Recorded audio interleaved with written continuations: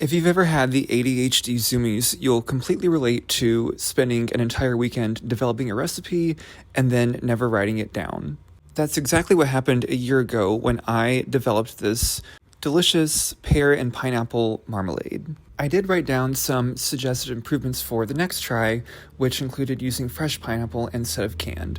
But aside from that, it was back to the drawing board. The proportions for this recipe were 2/3 pear, 1/3 pineapple, so I'm cutting up a whole pineapple here and ended up using about half of it, or 300 grams. A couple of years ago, I found a jar of this in my favorite Italian specialty food store and thought it would be a really nice thing for fall or winter that was a little more unique than something like apple butter. The man at the produce market in my neighborhood said he had never seen someone buy $25 worth of pears before, but I was on a mission. One batch took a little over 2.5 pounds of pears, which ended up being 900 grams once they were peeled and cored. When it comes to prepping pears or apples, I like to cut them into quarters and then use a chef's knife at a 45-degree angle to cut the core out. It just makes the process go a lot quicker. Now, I'm not really sure where marmalade comes into play here, or if it's just sort of a general translation for an Italian fruit preserve, but I did want to play on both of those themes and add some complex flavor.